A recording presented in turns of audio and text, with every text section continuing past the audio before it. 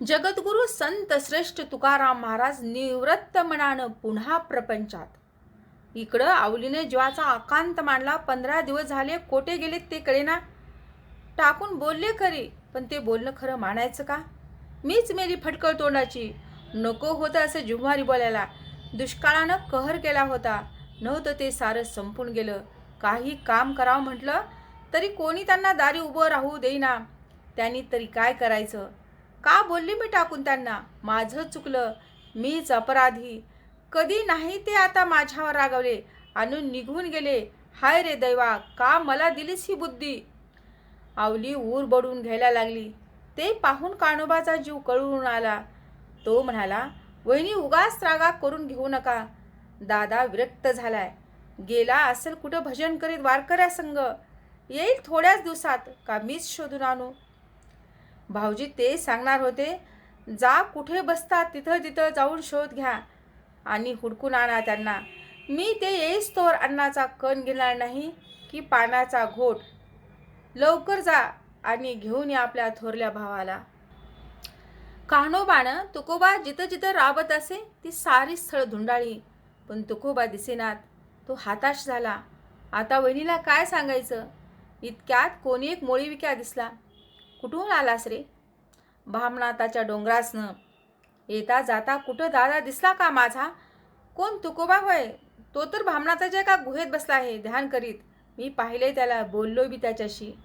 कान्होबानं पुढं काहीच ऐकलं नाही. तो धावत सुटला भामनाथाच्या डोंगराकडे.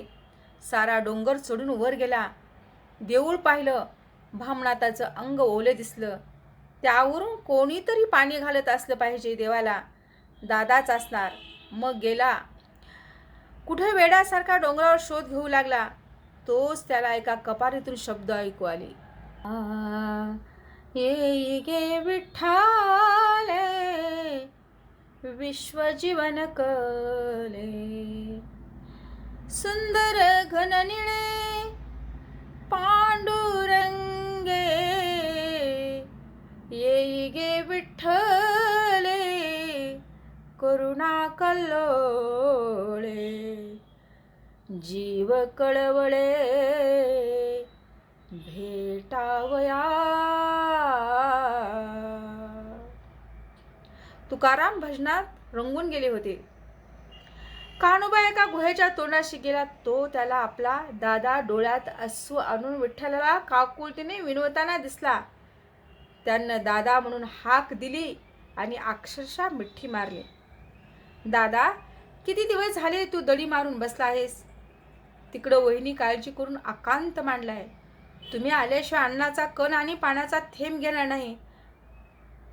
कान्होबा, संसार कसा असतो पहा. मायेनं भुलवतो आणि कोरड्या शब्दांनी दुखावतो.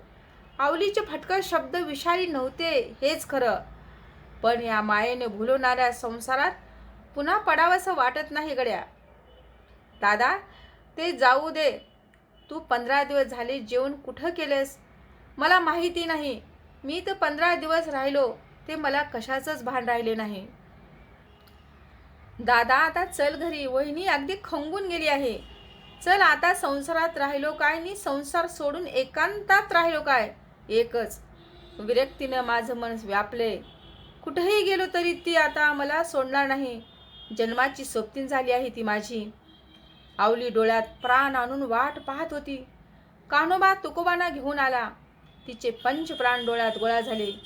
तिनं सारं बळ एकवटून धाव घेतली आणि तुकोबाच्या पायावर स्वतःला वाहून घेतलं.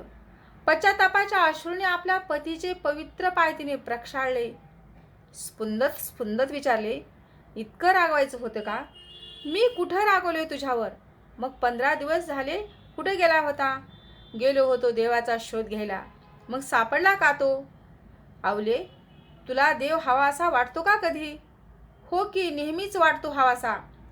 मग त्याला भेटायला जात का नाहीस कधी? आता आणखी कुठे भेटायचं त्याला? म्हणजे मला नाही समजत तुझं बोलणं. हा काय माझ्यासमोर आहे माझा देव? तुकारामाचे नेत्र भरून आले.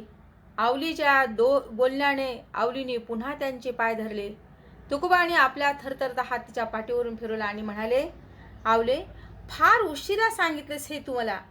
माझ्या आधी तुला देव कळला. खरंच आवले, या 15 दिवसात मला याचाच अनुभव आला की देव प्रत्येक माणसात आहे. अंश रूपानं, आत्म्याच्या रूपानं. प्रत्येकाचा सुमंगल देह हे त्याचं मंदिर आहे. तो आत आहे, बाहेर आहे, चराचरात आहे. देव इतका जवळ होता तर मग इतका लांबवर स्वतःला कशाला कोंडून घ्यायचं होतं? पण हे समजायला हवं होतं ना. मग आता नाही ना जाणार, घर सोडून कधी नाही, मुळीच नाही. आवलीने होता नव्हता तेवढा कळणा कोंडा गोळा करून भाकरी केली. तुकोबाला वाढलं. पानावर तुकाराम येऊन बसले. आज तुकोबा एकटे जेवणात. आग्रा आणि आवलीला बरोबर बसवलं. 2 घास खाऊन दोघं आपल्या कामाला लागले. पुंडलिक वरदे हरी विठ्ठल श्री ज्ञानदेव तुकाराम. पुढे तुकाराम महाराज प्रापंचिक मोहातून पूर्णपणे मुक्त.